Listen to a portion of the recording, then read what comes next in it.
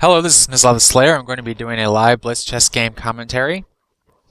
And going to be doing a Queen's Indian type thing. But I do it a little differently with the knight f3 move. Now actually, I think I'm going to go ahead and play g3 here. And yeah, I've been reading the openings according to White for Kramnik by Khalifman. He goes through one knight f3, like kind of everything, the whole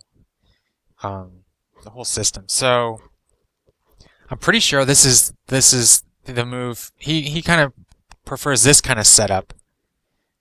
And it's not. I mean, I don't really know exactly why. I'm pretty sure he doesn't prefer this setup though. This is just me. With the fianchettoing the dark square bishop. Maybe he does. I'm not sure. I'm going to go ahead and play e3 here, just to take control of this d4 square. It's not that big of a deal if the knight. I mean, I can just trade off the knight, but it's pretty annoying. And then I want to play rook to d1, queen to b1, and queen to a1. Now he might try something similar actually. I think he's going to go for b5 though, which is fine with me. And see, now I can play knight to e2 after queen to, actually, that's kind of just well, I don't know. I'm not sure where I'm going with this here. Because as soon as I move the knight, he's just going to trade off bishops anyway. So, I'm not really sure if all this maneuvering was that helpful. I think it's better if there's a knight on f6. Maybe, though, I prevent things like queen to c7, because then... No, I don't even, because the queen will be attacked. So yeah, it doesn't really do anything. So I guess I just wasted the last 4 moves I made. That's too bad. Maybe, though, I would have just made even worse moves if I was trying to do something active. So they're all like waiting moves. From here, I'm going to try to play, I think, just rook e1. I do want to play d4 at some point, but he's got that pretty well locked down. So I'm not going to play rook to e1. That would be kind of foolish. I'm going to play knight to e2, bishop takes, queen takes, and then just try to push d4. And I think I'm going to recapture with this pawn. Now he plays. I'm going to go ahead and take that.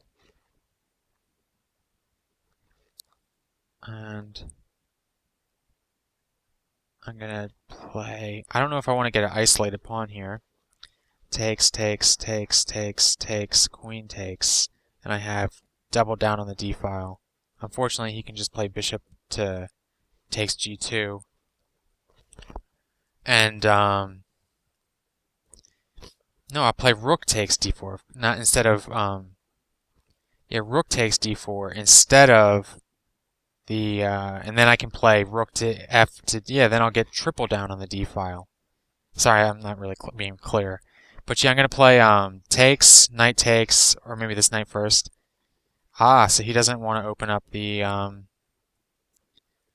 d file. That makes sense to me. I'm going to go ahead and try to get some control on the c file then. I'm not sure if I agree with that move. I'm going to go ahead and get my rook out of this pin. Problem with b5 is that is now a fixed target. Maybe.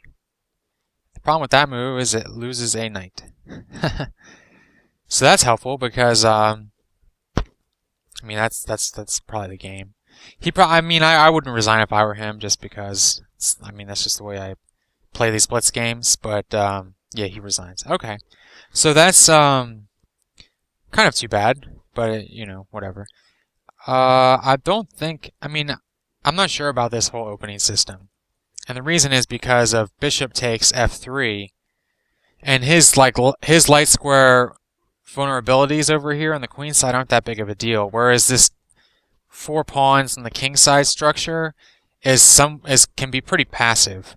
Basically I have to attack on the queen side or I'm not going to attack at all. And that gives black a kind of free reign. It makes his defense pretty easy. I guess I could try to attack down this from the king side with maybe f4, f5, and then like f4, f5 again after playing bishop to g2 or something. Maybe that would work actually. Actually, that would probably work out pretty well.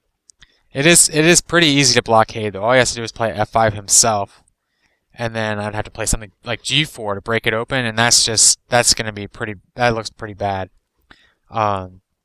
So I think bishop takes f3 here might it would be pretty drawish. So maybe he doesn't want to get into something like that. But I would think that would be pretty good for him. I'm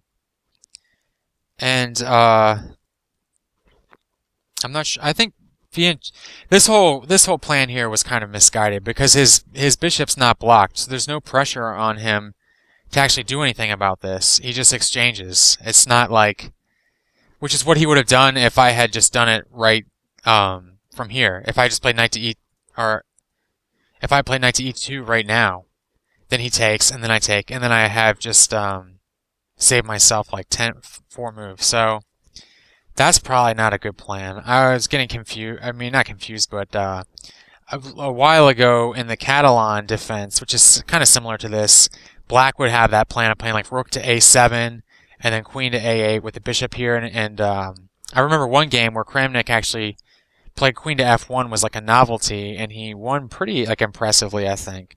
So I was just trying to do something like that, but this is not the position for it, I don't think. So. And then I like my center breaks here for the most part.